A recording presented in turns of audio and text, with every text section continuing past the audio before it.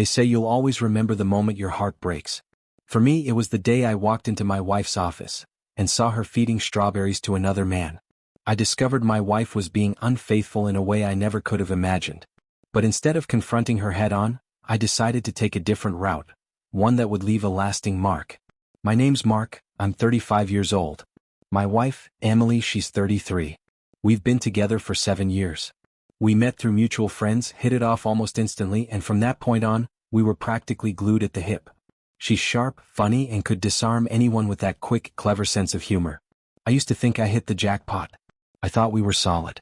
We were the kind of couple other people pointed to and said, those two really have it figured out. But lately, something's changed. Nothing too obvious at first, just small things that started to gnaw at me. She started keeping her phone a little too close, got strangely defensive when I'd glance over. And suddenly she was working late more often or spending more evenings out with friends. I kept trying to chalk it up to job stress. Emily works as a marketing director at a pretty big firm, and I know how demanding that world can be.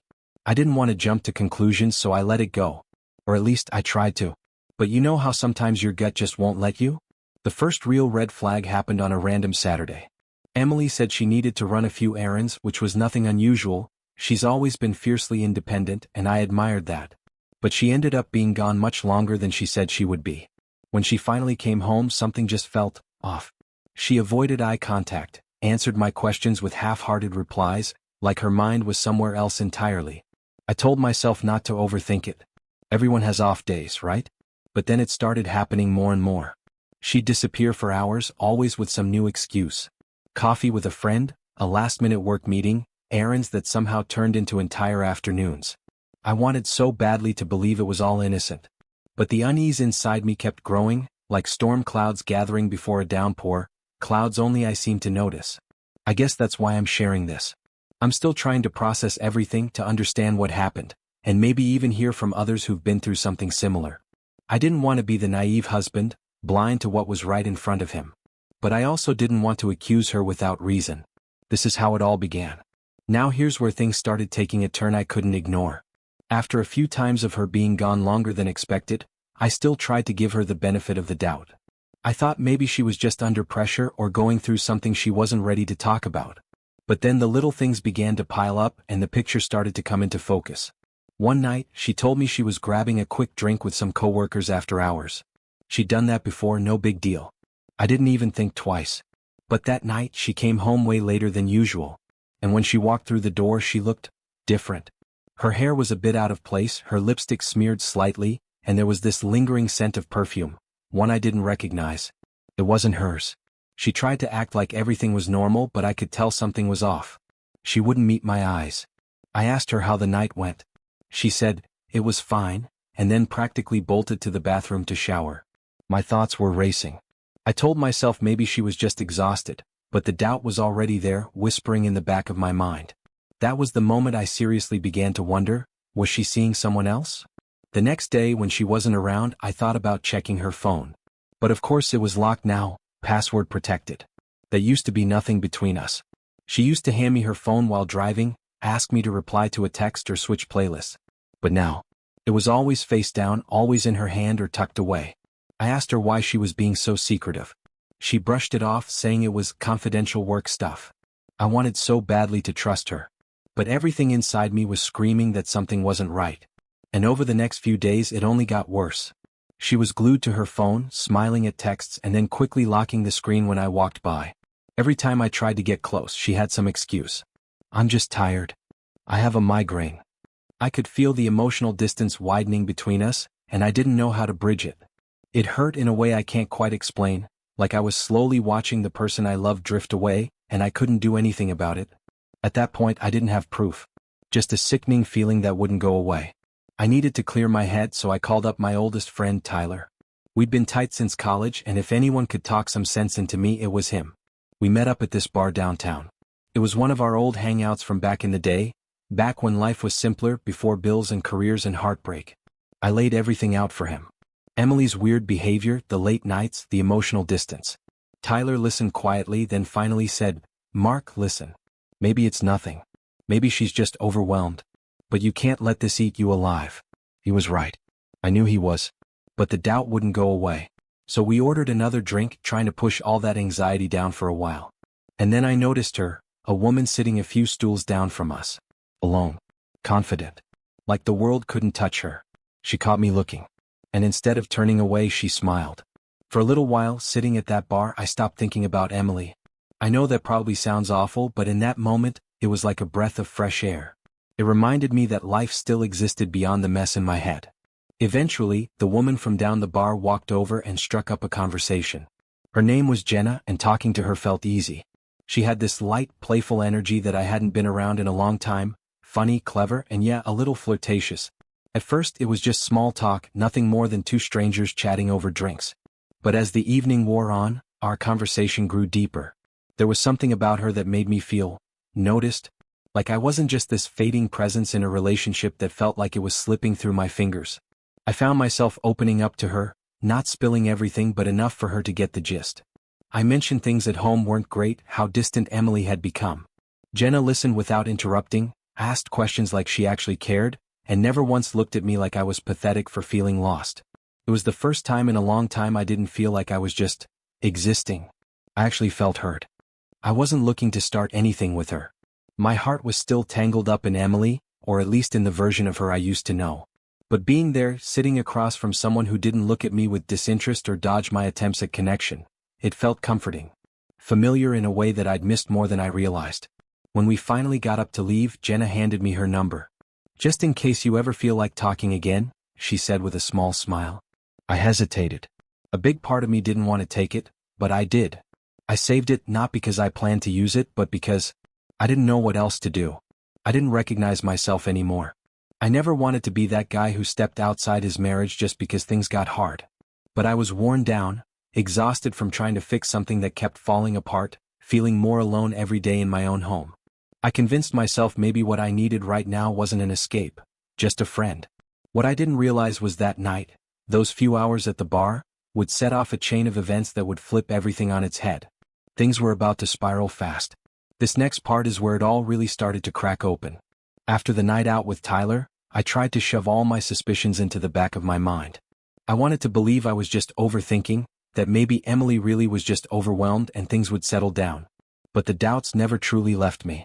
Every late arrival, every time she smiled at a text and turned her phone over, it just kept piling on. I thought about confronting her, asking outright. But every time I got close, I'd freeze. I didn't want to hear the answer I feared most. Then one morning she rushed out the door so quickly she barely took her coffee with her. I remember calling after her, "You forgot your lunch?" But she was already halfway to her car, muttering something about an important meeting she couldn't miss. I watched her drive off and something inside me just told me, do something different today. So a couple hours later, I decided to bring her lunch to her office. I figured maybe it'd be a small, thoughtful gesture, something to show her that despite everything I was still trying. Her office was in this modern glass building downtown. I'd been there plenty of times before, picking her up or grabbing lunch together. Everything looked the same on the outside. Calm. Routine. I stepped into the lobby and saw the receptionist, Amanda, a warm woman I'd chatted with before.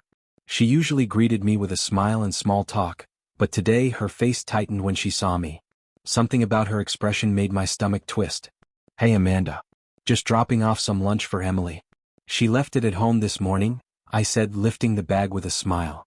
She paused, eyes flicking down to her desk before she looked back up. "Oh, she's not in the office at the moment," she said, her voice carefully controlled. "She's in a meeting." There was something in her tone that didn't sit right. It wasn't what she said, it was how she said it. Too rehearsed. Too precise. "Really?" I asked, trying to keep my voice light. "She didn't mention anything when she rushed out this morning." Amanda nodded slowly, her gaze dodging mine. "Yeah. She stepped out a little while ago. I can hold on to that for her." I didn't want to push or make a scene, so I handed over the bag. "Thanks," I said, but as I turned to leave, I couldn't shake the feeling that I wasn't getting the full story. Amanda kept glancing toward the hallway behind her, fidgeting in her seat. My pulse picked up. I was almost at the exit when I heard it, laughter. A woman's voice, soft and familiar, followed by a man's low murmur. My feet stopped moving. The sound was coming from down the hallway, toward one of the executive lounges I knew only higher-ups used. Before I knew what I was doing, I was walking back past Amanda, who stood up suddenly, her eyes wide. "Mark, wait," she called after me, but I didn't stop. I couldn't. I reached the door, heart pounding so loud it drowned out every rational thought. I pushed it open without thinking. The door wasn't locked. And inside, there she was. Emily. Sitting on the leather sofa, halfway dressed, her blouse open, skirt bunched up. She was casually rinsing a strawberry in a small bowl, laughing softly. Next to her sat someone I recognized instantly, Daniel, one of the firm's shareholders. He was leaning in, much too close, and I watched as Emily brought the strawberry to his lips. He took a bite, smiling as she laughed again. My chest went cold. That image, it's burned into me. It felt like the ground disappeared beneath my feet. My head was spinning, my vision blurred, and I couldn't breathe. For a second it was like my whole body just shut down. Emily didn't even realize I was standing there until I slammed the door hard against the wall. The crash echoed through the room like a gunshot, and she jerked upright, her eyes locking onto mine. The expression on her face, that's something I'll never be able to erase. First came the shock, then fear, and almost immediately after, this strange, collected coldness. Like she'd already rehearsed this moment. "Mark," she started, her voice trembling slightly, but I couldn't process a word she said. All I could see was her sitting there with him, acting like what they were doing wasn't tearing my world apart. Daniel stood up in a rush, fumbling to button his shirt. His face drained of color. "This isn't what it looks like," he stammered. Something in me snapped. My voice came out louder than I expected, almost like it belonged to someone else. I couldn't even look at Emily. My hands were shaking so badly I thought I might collapse. There was this roaring in my ears, this surge of sickness in my stomach. I wanted to yell, throw something, cry, anything to make the pain stop, but I stood there paralyzed, trying to make sense of what was happening right in front of me. She got up slowly, straightening her blouse like that would somehow undo the damage. "Mark, I can explain," she said, calm on the outside, but I could see the panic behind her eyes. "Explain?" I said, but it came out as this hollow laugh, dry and bitter. "You're sitting half naked, feeding strawberries to a man you work with. What exactly are you planning to explain?" She took a step toward me, but I raised my hand, backing away. "Don't," I said quietly. "Don't come near me." I don't even remember how I made it out of that room. One minute I was staring at her, and the next I was back in the hallway, the door slamming shut behind me. I didn't stop to see if she followed.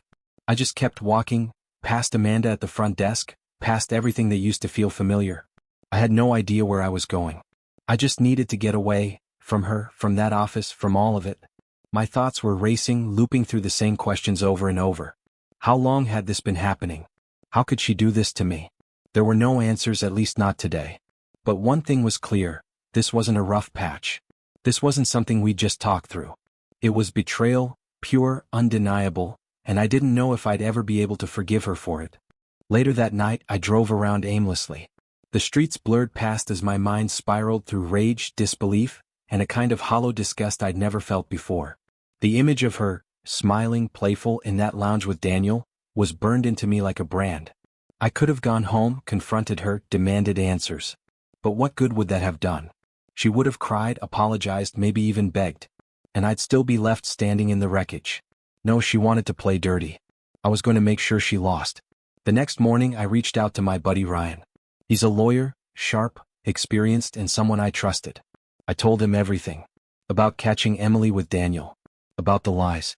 About how I wanted to move forward with a divorce before she had the chance to pull any more tricks. Ryan didn't say much at first. He could hear it in my voice, how close I was to falling apart. "If you're serious about this," he finally said, "we need to gather everything we can. Financials, texts, any kind of proof. Let's make sure you come out of this with solid ground under your feet." I got to work. Quietly. Carefully.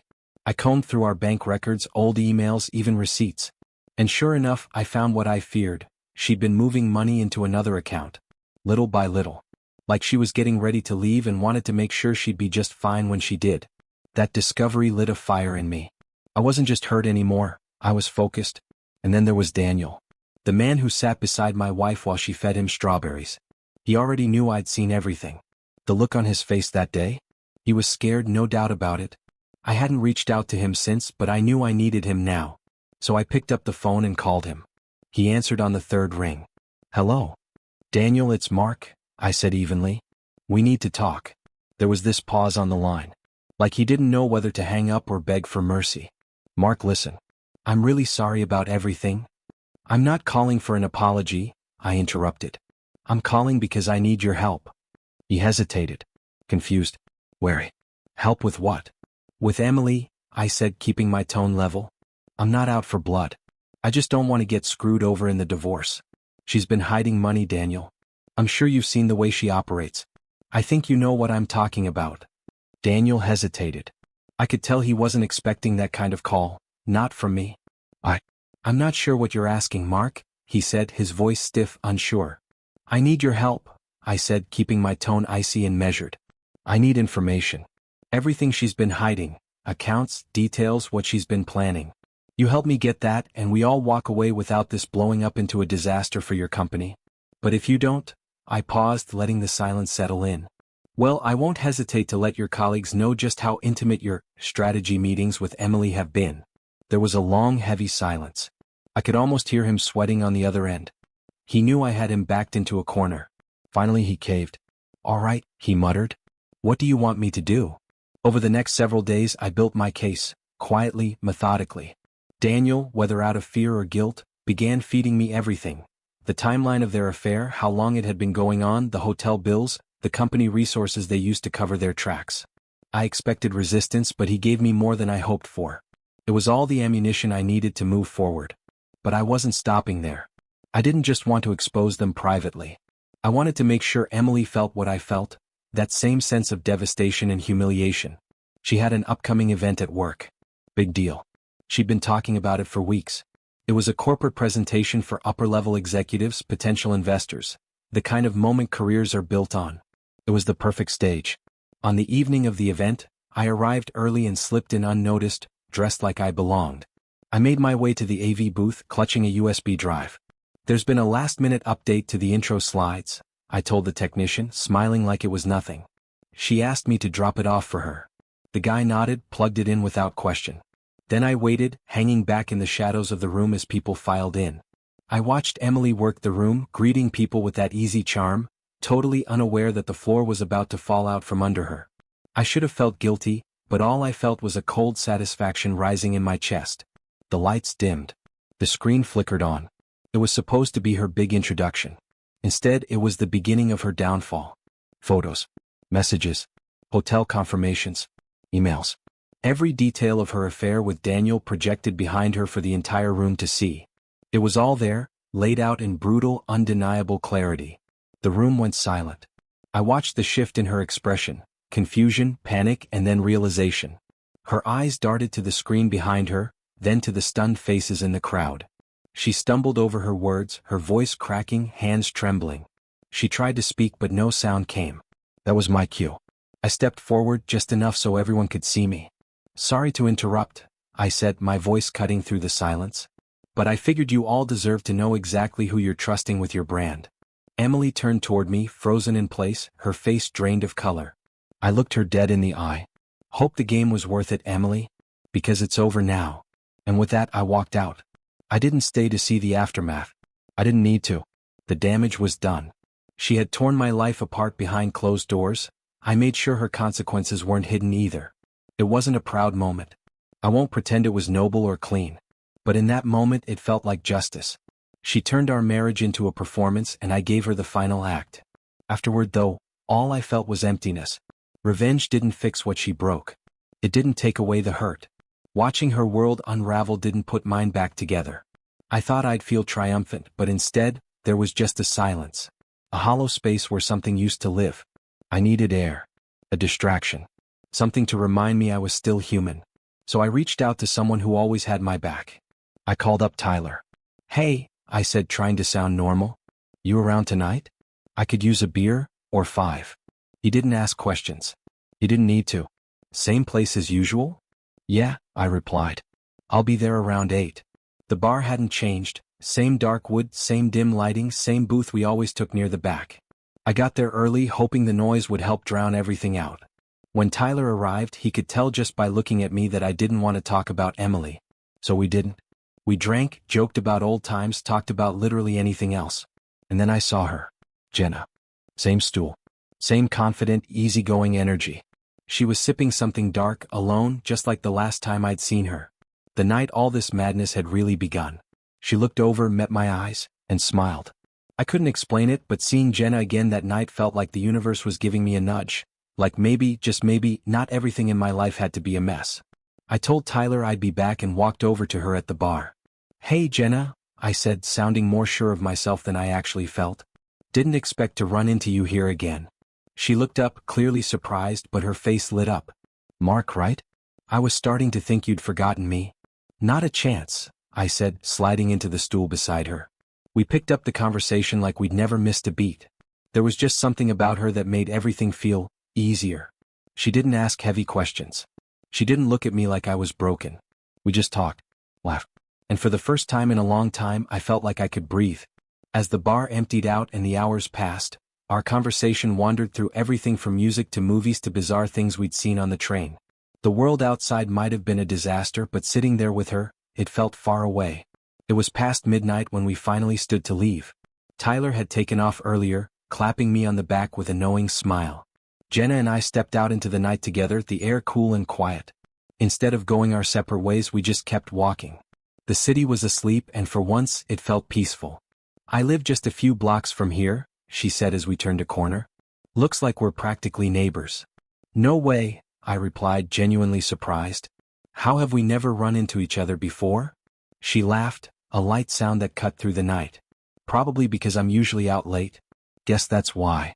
When we reached her building, we stopped at the corner, both hesitant to end the night. Then she looked at me, her eyes catching the streetlight just right. "You know, it's late," she said slowly. "You don't have to rush home. If you want, you could come up for a bit. I got wine. Unless you're calling it a night." I paused. My brain was still dragging the weight of everything I'd been through, but the thought of walking back into that cold, silent apartment, I just couldn't. "Not tonight." "I'd like that," I said and followed her inside. Her apartment was warm and cozy, soft music playing in the background. She handed me a glass of red wine, and we sank into the couch like we'd done this a dozen times before. It didn't feel like an escape. It felt like a quiet corner of the world where nothing was falling apart. Eventually, our conversation slowed and we sat there in silence. When I looked at her again, something in her eyes made all the pain and confusion fade. She leaned in and then we kissed. Gently at first. Then deeper, like we were both trying to forget the past and hold on to something that felt real. We moved to her room. No grand declarations, no expectations. Just two people lost in the moment, finally feeling something that wasn't pain. I stayed the night. And when I woke up the next morning, sunlight spilling across the sheets, it almost didn't feel real.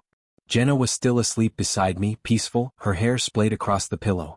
I watched her for a few seconds, just trying to wrap my head around how I felt. It wasn't guilt. It wasn't regret. It was relief. I got up quietly, wrote her a quick note thanking her, and promised I'd call. Then I slipped out the door and into the morning light, the streets starting to stir with life again. As I walked home, something in me felt lighter. I didn't know what the future looked like, but for once I wasn't afraid to imagine it. Maybe there was still something ahead worth holding on to. That calm didn't last long. The moment I opened the door to my apartment, it hit me like a slap. Emily was there, pacing back and forth in the living room. Her hair was disheveled and her face was flushed, not with worry but with fury. As soon as she saw me, her eyes lit up with rage. "Where have you been?" she snapped, arms crossed like she'd been rehearsing this confrontation all night. "Do you even realize what time it is?" I didn't say a word. Just walked past her, heading straight for the bedroom. I could hear her footsteps storming behind me. "I'm talking to you, Mark," she shouted, her voice rising with every word. "I tried calling you all night. You think you can just vanish and leave me here wondering where you were?"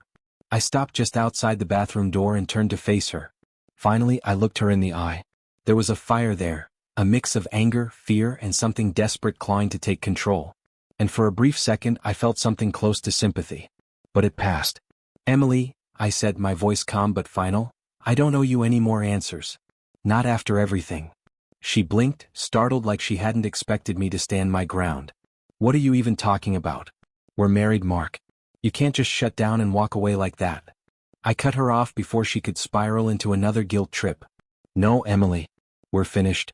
You ended this the moment you made your choice." She stared at me, stunned, her mouth opening and closing like the words just wouldn't come. "It was a mistake, okay? I messed up and I'm sorry. But that doesn't mean you get to vanish and act like none of this matters. You can't just go out all night like some kind of punishment." "One mistake," I echoed and then let out a sharp, humorless laugh. Is that what we're calling it now? Emily, I walked in on you half undressed, feeding strawberries to Daniel like it was some kind of romantic getaway. That wasn't a slip-up. That was a decision. One you made over and over again. Don't insult me by calling it a mistake. She looked like she wanted to fire back, to argue, to justify everything. But I didn't give her the chance. I turned and walked into the bathroom, locking the door behind me. I needed space. I needed clarity. I needed to scrub away the weight of the last 24 hours. As the hot water ran down my back, I thought about everything, what I'd done, what she'd done, the revenge, the breakdown, the silence. I was exhausted. Emotionally, mentally, physically, I was just done. Done fighting, done doubting. I wanted it all behind me. When I finally stepped out of the shower, wrapped in a towel, she was still there. Standing in the doorway like she hadn't moved an inch. Her expression had changed though. The fire was gone. Now there was sadness. Tears welled up in her eyes as she whispered, "Mark, please. We can get through this. I'll cut things off with Daniel. We can fix it. I'll do whatever it takes." For a moment, I let myself believe she might actually mean it. But then the memory of that executive lounge flashed in my mind. Her laughter, her ease, her joy. Not even a trace of guilt. Just comfort in someone else's arms. That memory snuffed out whatever hope was left. "No, Emily," I said quietly, shaking my head. "There's no fixing this. You've been lying for who knows how long. You betrayed every single part of us. You only care now because you got caught." She stepped forward, reaching out like she wanted to plead, but I raised a hand to stop her. "Listen carefully," I said. "I want you to pack up your things and leave. Today. I don't care where you go, but you're not staying here anymore." Her face crumpled like the reality was finally sinking in. "You can't just kick me out," she whispered, her voice cracking. "This is our home." "No," I said. "It used to be.